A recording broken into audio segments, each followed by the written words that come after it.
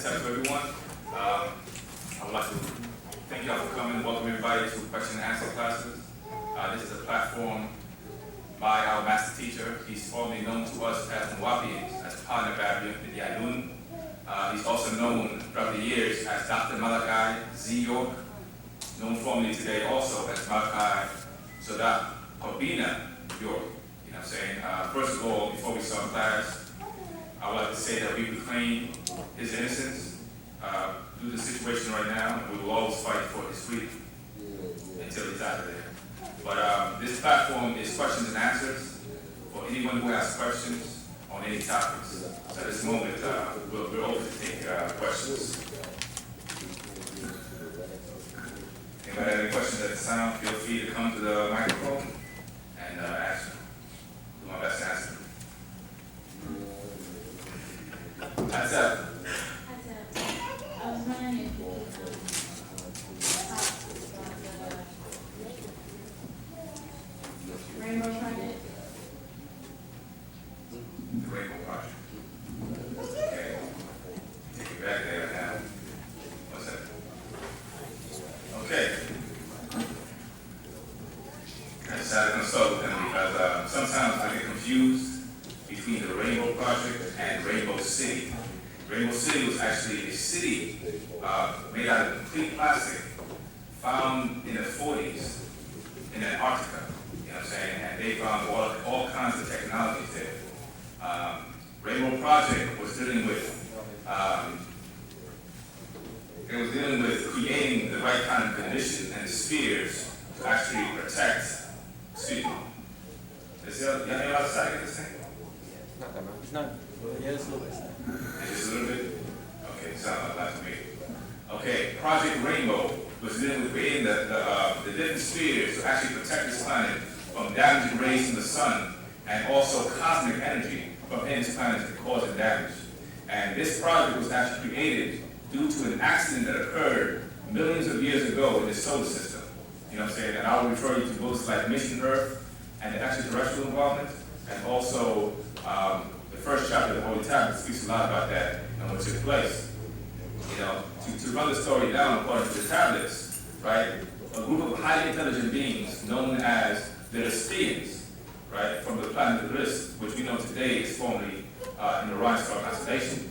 They came to the solar system because they seek certain minerals, such as gold and platinum, to repair their atmosphere. And this is something you can confirm by researching ancient texts like the Wu-nuwaup and the Atrahasis, you know what I'm saying, to confirm these stories.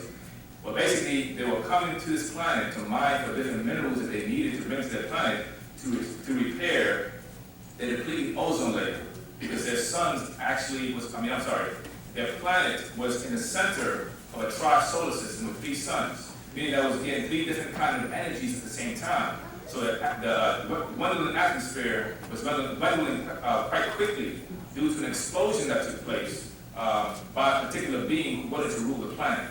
So they rushed here to get the right kind of minerals because this planet was very rich in abundance of minerals such as gold and magnesium, platinum, things of that nature. Just like today, the dominant metallic element would be iron today. You know what I'm saying? So they came here specifically for that.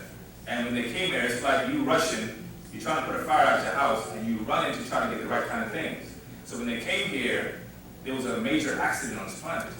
And unfortunately, one of the planets that were affected was this planet at the time, which was much larger than it is today. And what happened was half this planet was split in half. So they immediately had to create a field around it.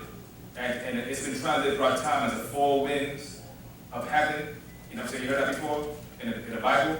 That's what it is. It's actually a tetrahedron of energy that's created to actually keep this planet together from breaking apart, because it became their responsibility due to what happened. So the Rainbow Project was actually that particular project, you know what I'm saying, created to do that, you know? Yes. Mm-hmm.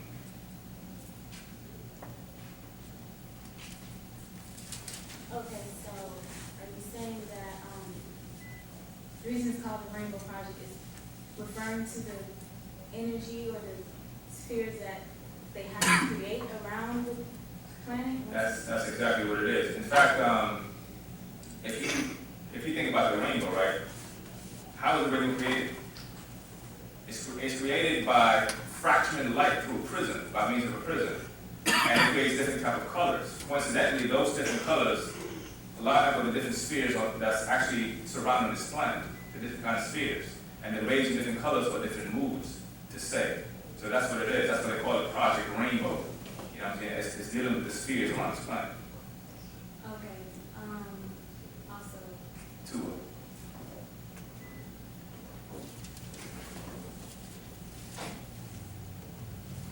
okay, so when you're saying, you're talking the accident that happened with the planet, Yes. is that speaking about when Nibiru?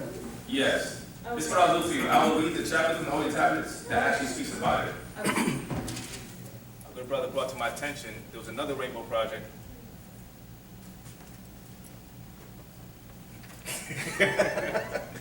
Very delicate book right here. Yeah, appreciate that. He also reminded me that there was another rainbow project that was created also here in the United States back in 1934. And it was a project that Einstein was on before he was actually pulled into what you call the Philadelphia experiment. So that's a whole other project also that dealt with that. But anytime we had the rainbow project, that's dealing with the spheres. That's dealing with tone, sound, vibration. One of the projects that came from that was actually the project that's used together for the weather machine. I mean, today, called the HARP project, that deals with tone, sound, vibration. So those were one of the experiments that came out of that, out of Project Rainbow. Also, the project called the Project Phoenix, that dealt with invisibility. Excuse me. Okay. Anybody else out at this time have any questions?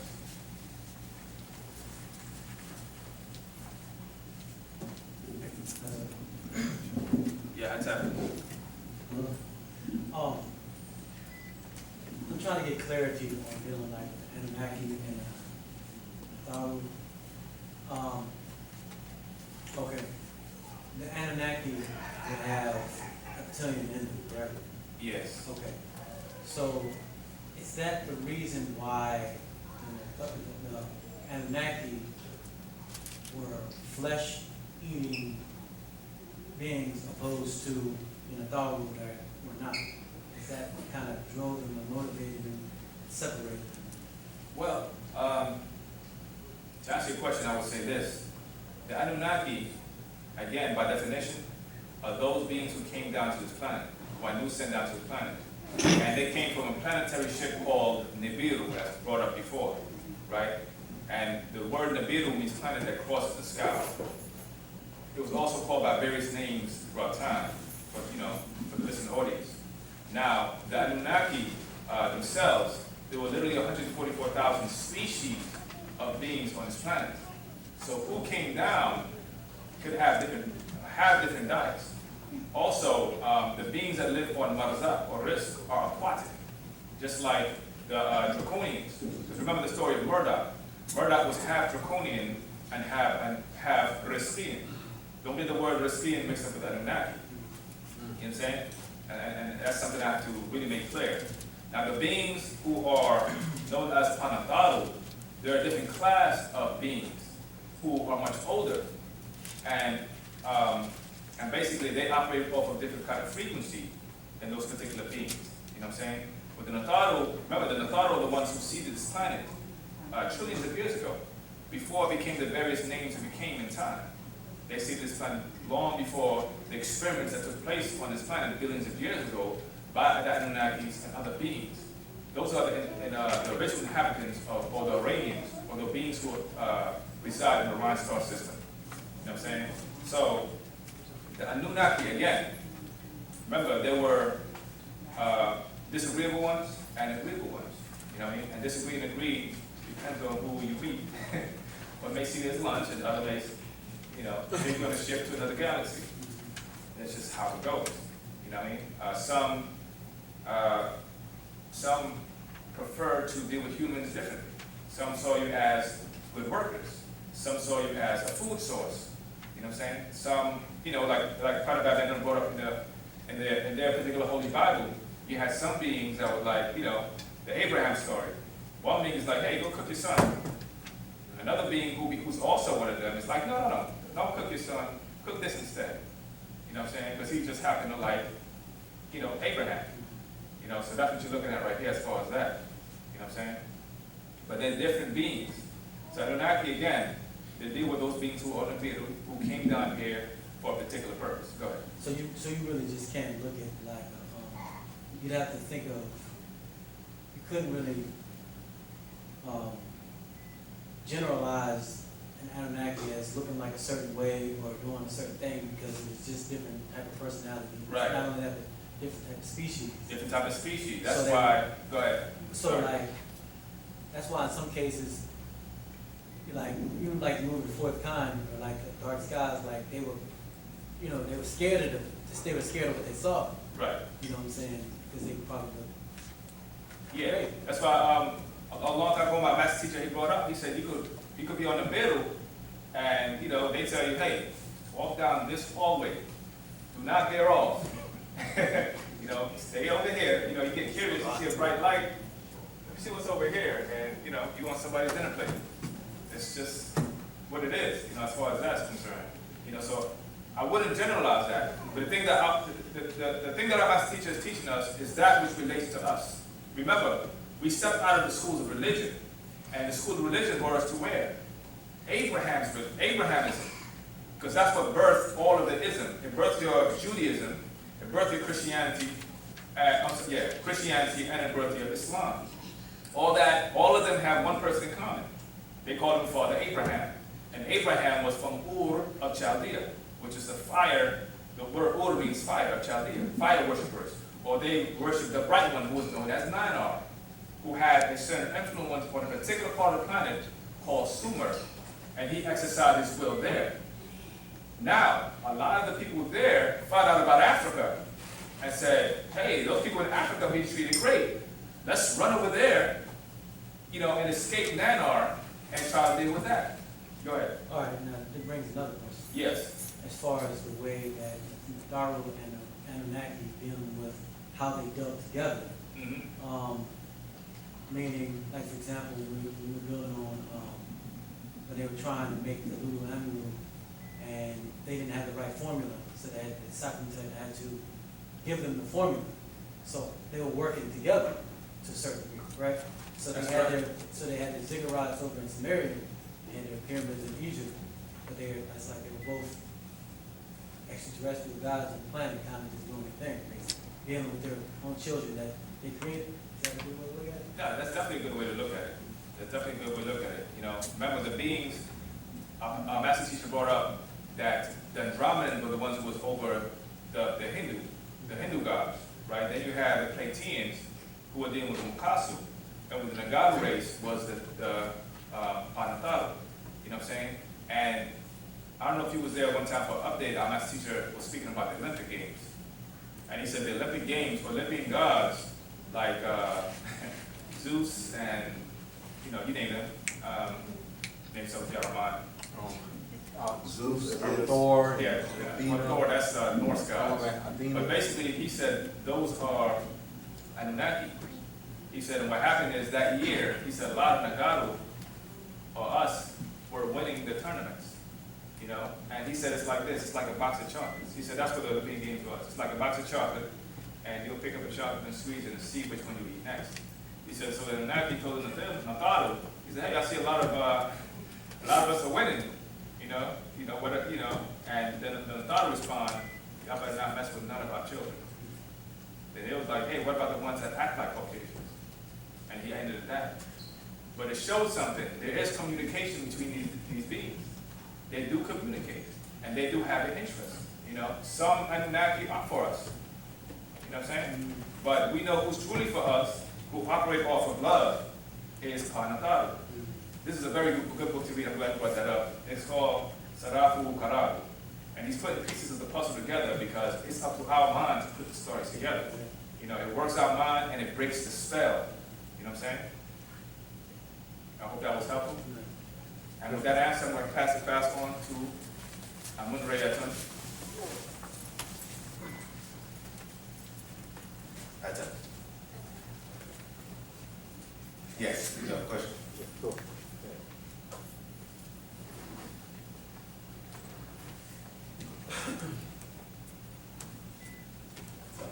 That's it. The hearing about, the difference between the Nataru and Anunnaki, which I'm still getting that understanding myself. Are there children of those of us who could be part mixed, like part federal, part Anunnaki in them, or is it like, how does that go? Yeah, really, yes, I mean, we're mixed with a bunch of things, and at this point, basically, it's a sifting process that they're going through. And being that we're given a live culture, or living culture, Wu-nuwaupu, it actually is living, it changes, and those shifts and changes lets them know, by way of our mentality, what we grasp towards, our intellect, who we are part of and what we are part of. And also you look at things like from the different phases of the doctrines that he gives, being one of those, Nataru and Salafu himself, he's doing a sifting process in a short amount of time. As they say, a long walk on a short path. You know what I'm saying? So that is actually a sifting process to bring out the God, or basically reject the monkey or the beast or the animalistic character within us that has also been mixed within our being and our makeup as human beings to survive on this plane of existence.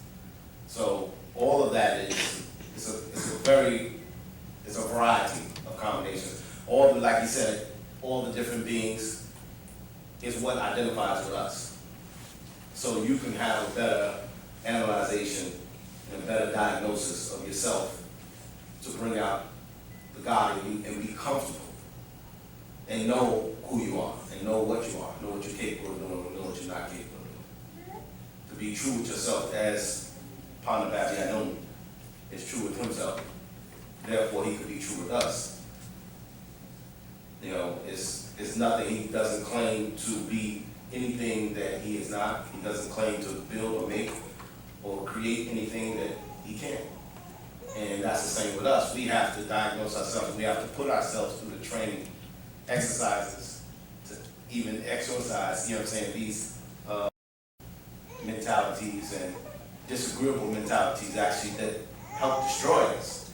From the foods we eat and all these different things, when we're not looking at it on their level, then we are subject to fall for the games of being food for the gods. For their, the same way that they feed a chicken or any other animal on a farm to fatten it up for the sale of produce, on a meat market, from drugs to everything. And you see that even done within exercise rooms. You know what I'm saying? It's the same thing. They have shakes that make you more fatty, shakes that make you more slim, and there's no difference. You're like, who's coming up with this stuff? It's people who study the human body. Now, if you study yourself and how you fit along within nature, then you put yourself outside of that box, that equation. But people who just believe and wait for anything to come along and say, this year, this is the better shape to use. This year, this is the better clothes to wear. This year, this is the better, diet to go by. Then you get caught up in it. Because someone else is directing, and they have their own motive for what they are doing. Just like I said, these different beings came down here for many different reasons. Some for a resort, some for vacation, some for hunting, some for building, some for resources, many different reasons. Some, it was just a mistake. Some was just a drop-off point or waiting point to move on. So these are the different things we have to, that's why he's given us everything at this point, man. This is amazing because this is the point in which we waited for those who have been here for so long. It's like he's giving you the science of life and death. He's giving it to you, like how to actually bring in better genetics and better children. how to actually raise them even much better. He's given us the way. That's that Sarat. Like he said, he tells beings to tell you, go and stay on that path. Well, he's one of those beings that's telling us to stay on that path. And the moment you start veering off and doing your way, you know what I'm saying, that's when you get caught up into all these hells, and then you come back with more questions. You know what I'm saying? You're trying to find your way back on that Sarat or that way again. But that's how it happens. It's all, you know, by your intellect and your being, and if you're either tearing down your being as you eventually grow or diminish or dissolve, die, you know what I'm saying? Either you know the reality or you don't. Either you're following an illusion, thinking that you're living as you age, or you know that you're dying as you age. Therefore, you prepare for the transition and the transformation of your being. You know what I'm saying? And you know that you start preparing the mind and the inner being for the many other worlds that you have to travel to. You start getting your gas now, you know what I'm saying, for your journey. You know how you stop at Walmart and all that, you get all that junk and stuff before you go on a road trip? Well, you get all the better things out of this life and what it has to offer before you go on this journey to other worlds, better worlds, or realities. All right? Does that answer? Cool. Yeah, you actually answered it and a little more too. Okay. Yes.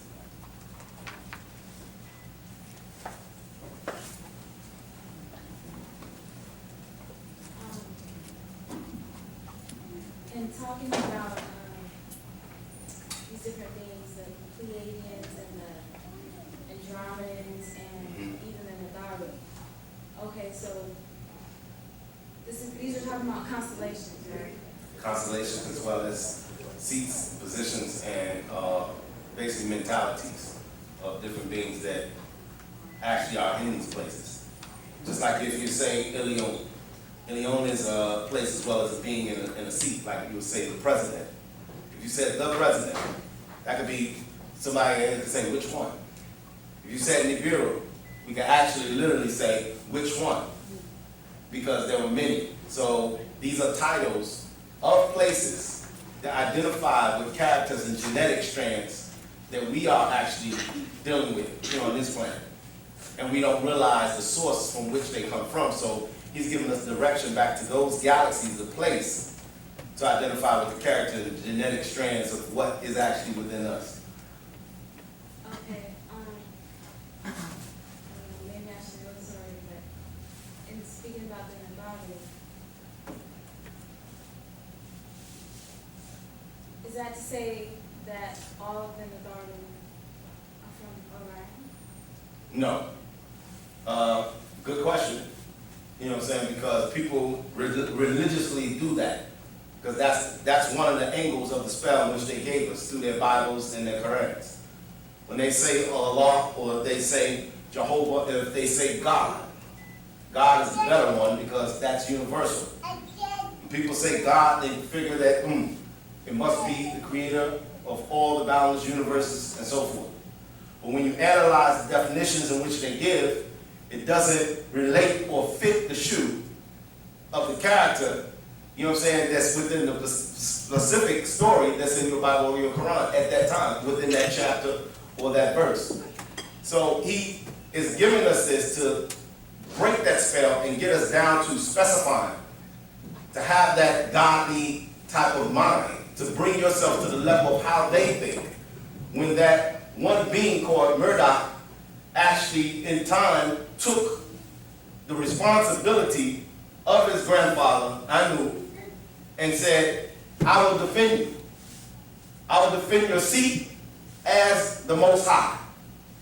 And therefore, I will start to dictate, to say how these books are going to be written, how this history is going to be foretold, and how it's going to be accepted.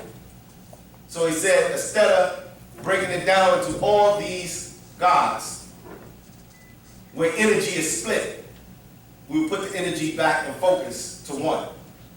So he would write, Murdoch did this, and Murdoch did that. taken from that same line of mentality within your biblical and Quranic writings. They did the same thing and wrote it as God, but there's many gods. But you'll see the different titles when they give attributes like Adonai, El Shaddai, Olam, and so forth. As they would do that, people still, in their ignorant state, would not go in depth to go into that language in which it was being given, and they would just accept God, even as if it was English, and not knowing the science of languages or the etymology of languages, the root of languages, to take it back and say, well, God is good. And good, you know what I'm saying, is gut. And all of that comes from ghost, or even goddamn.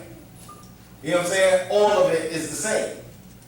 So the spell of the ghost, or the gospel, or the ghost spell, was placed on us in that angle.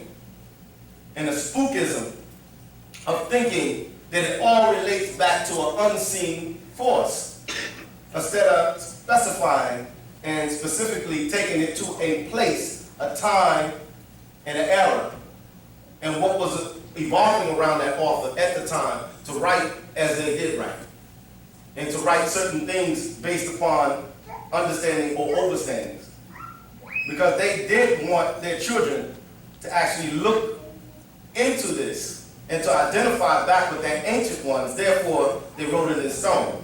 Just like the phrase goes, you know what I'm saying, is it written in stone? You know, and that's what makes it law. Where you get your Torah from, your Tanakh, you know what I'm saying, and who's responsible for that. When you go into the Jews, and they say the nomos, and the nomos are identified with the reptilian beings, or the Dogri, the ugly water beings who came to the Dogons, you know, and all of them was connected to ancient Egyptians. And those ancient Egyptian beings who was writing the law was Tahuti.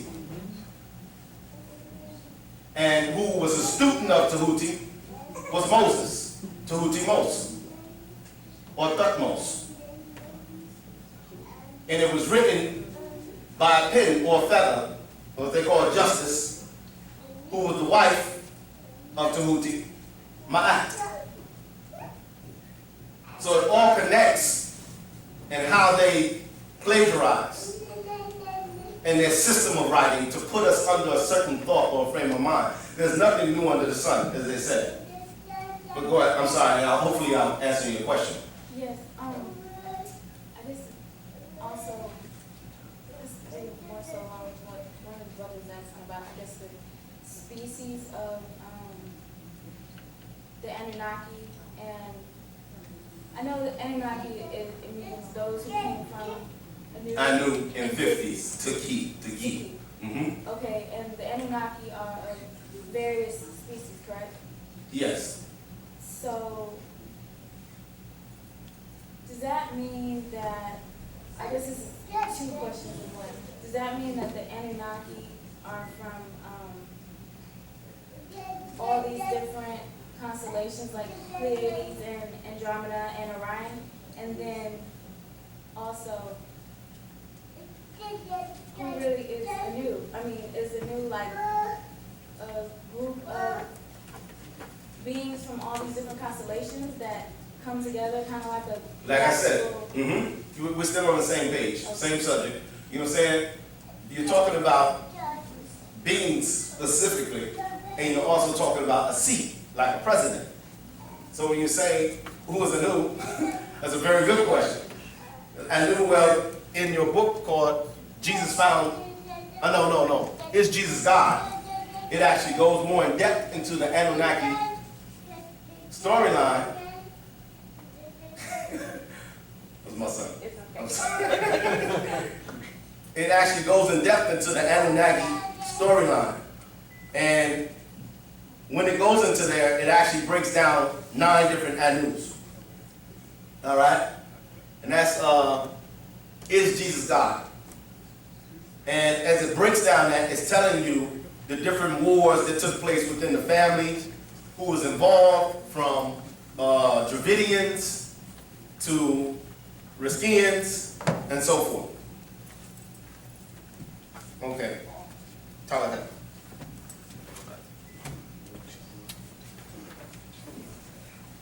I'm going to read just a little bit to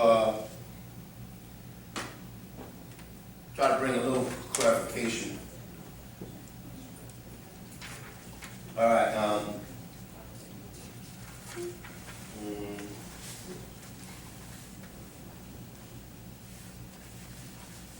Okay.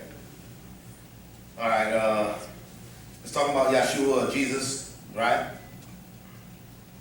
I just call Father, or Baba, or Abba, or Oba. All right. And it says other rabbis say that this prophecy is not Yeshua, Isa, Jesus. That before we go further, let me explain to you that God in this quote is not referring to the Heavenly Father. And it says the word in Hebrew is El. And is said, Psalms 82:1, God's Elohim judges angels, standing in the congregation of the mighty. El, he judges among the gods. Elohim judges angels. Then in verse 6 it says, all of you are children of the Most High Elion. That means as children of El Elyon, excuse me, the Most High, that will make you a God also. Isaiah 9:6, it's talking about El, the son, because it is the whole point of prophecy, which is talking about a son being born to rule over us. And he also said, our Abba, or Father, but still he is called the Son. This remains constant throughout the different religions. They had no problem in knowing the difference between the Heavenly Father and the Son. For example, in Sumerian doctrine, you have Anu, who was the heavenly, yet was a physical being who came to earth. Once he remained in the heavens, no longer returning to the planet, he received the title the heavenly, or even, like his ancient predecessors, and namesake was also named An or Anu. However, there was another Anu, who was over all of Nibiru, the celestial abode from which all others descended. You follow? So it's a seat. And like Father Babyanun explained to us, coming within that seat, it is based upon nature. Nature dictates who is worthy or who is able to take that seat, who is able to hold that seat. And like it says, Anu was here in a physical form on this planet. Doesn't mean he came from here, but he was here. So he was a physical being here.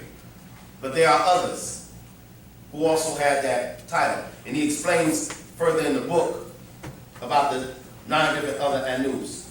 Did Anu have parents? Yes, he was the son of Inama, from the same family line of Anshar, meaning whole sky, and his consort Kishar, meaning the whole earth. But they were not parents, as you know, because you are going back to a period of time before manifestation in the earth. So as with other extra-terra astral, or beings from outside this realm, this would not have been pre-physical. Question, did Anu have any children? Yes, he had sons, daughters. Some of their names were Enlil, Inki, and Inti, to name a few, and they were physically manifested on the earth and had children here as well. And he goes into it. Did he have a wife? Yes, in fact, he had more than one. And he goes into it, giving a diagram of that. Who were Anu wives and consorts? And he goes into it. You know, so it's very much in detail. He explains who was Anu, what took place, how this being was in a position to be the Most High, or the Heavenly One, to deal with the many different galaxies in which we are dealing with. You know, not just the Most High of what we know of here on this plane of existence. Most people say they want to go back to heaven. Most people want to say, I want to go to heaven. But the reality is that they have no idea of what's the rules and regulations, you know what I'm saying, of being in the midst of those beings outside of this planet, outside of the box. And they are not willing to drop the ignorance, you know what I'm saying, and the vibration, the frequency level that they are on, to vibrate any higher, to even communicate with them, literally. They want every being, like the ignorant cockasoo as he is, says,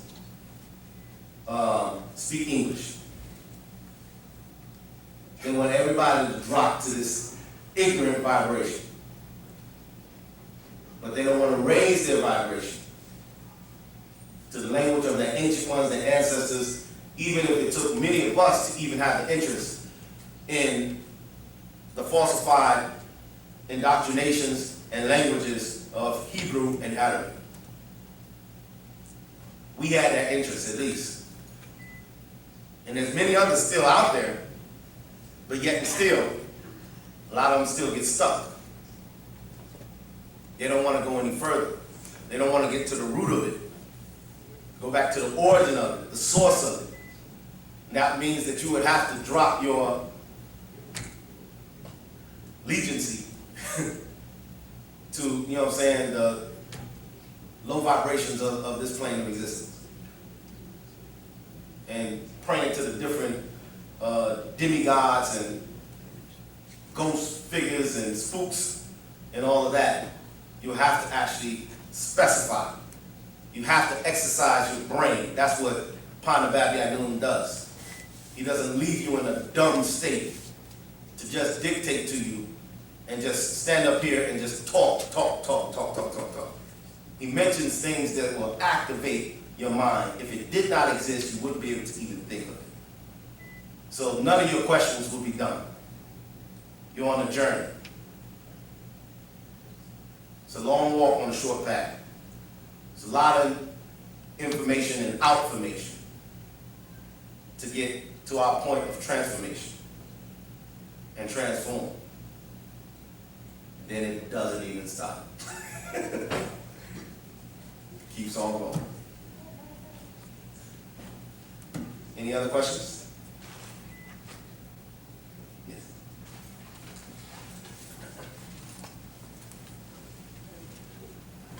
Yeah. That's not really a difficult question. But, how does one get back active in AEO, and is AEO going to be like back in fruition again?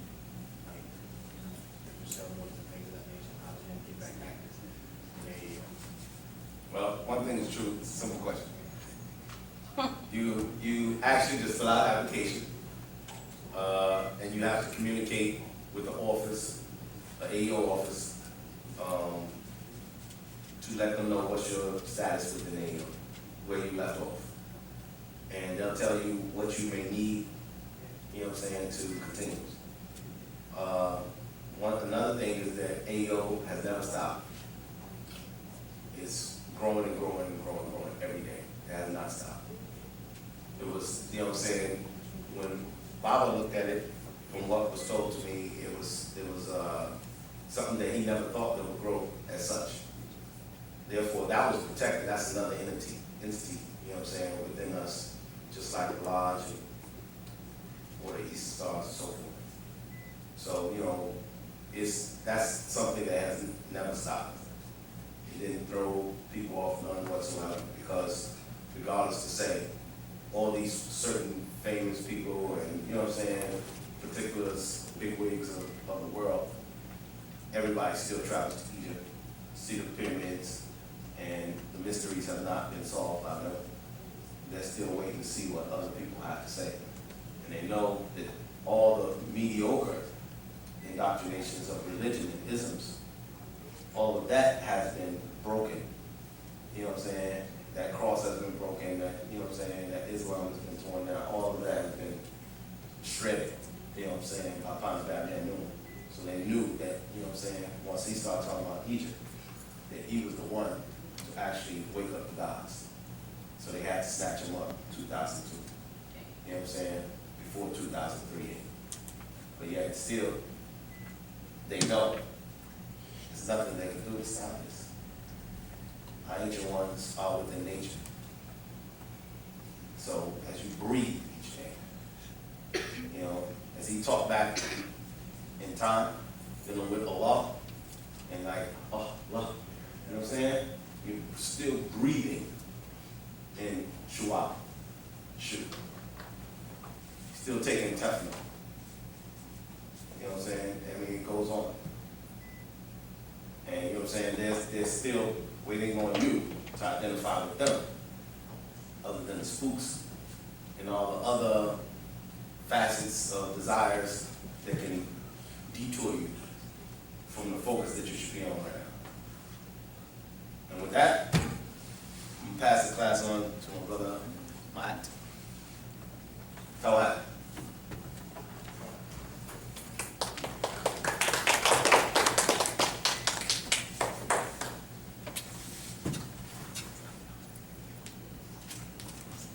That's it. I'll take the next question at this time. How you doing today? Well, Can you help me better understand exactly what a soulmate is? what is what? A soulmate.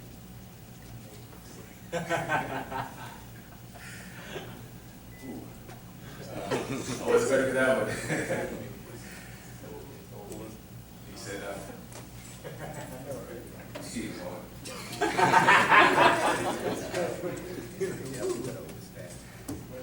First of all, did you read the book? Yeah. Okay. All right. In all honesty, the level of how this book is written, if I was to answer it, I would honestly just be giving you my opinion. You know what I'm saying? Especially somebody who doesn't have an aim.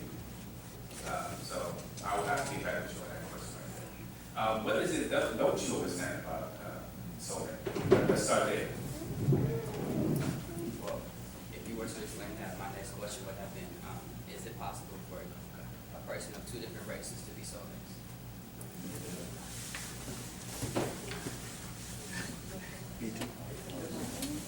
Okay. I'll start by actually going through the book and referencing certain points so we could well, best formulate an answer based on the question.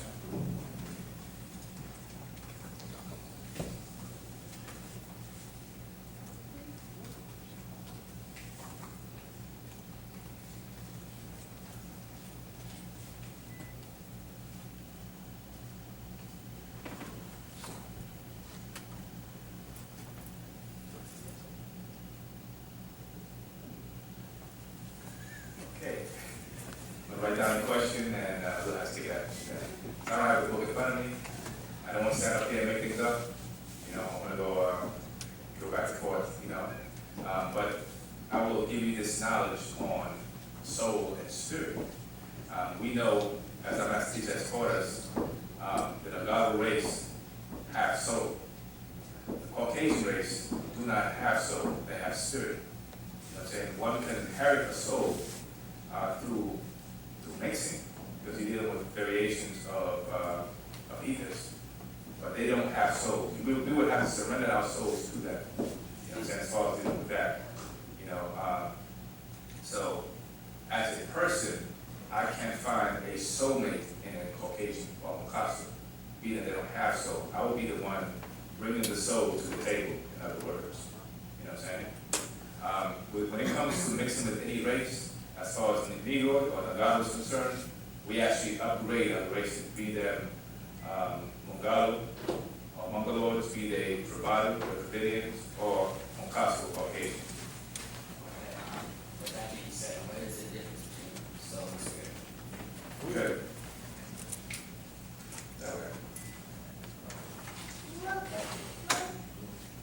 Okay. We have a book called Patara, where our master teacher is called Soul, Spirit, Spirit. So I'll read the first few pages to give an understanding of what soul and spirit is. Likun, my beloved Wu-nuwaupu Kharag, Wu-nuwaupu children. You asked about the soul and the spirit. Do you know and remember all I said to you of them and you as females and males? And this is referring to the many books, the other books that my teacher wrote. What is soul and spirit?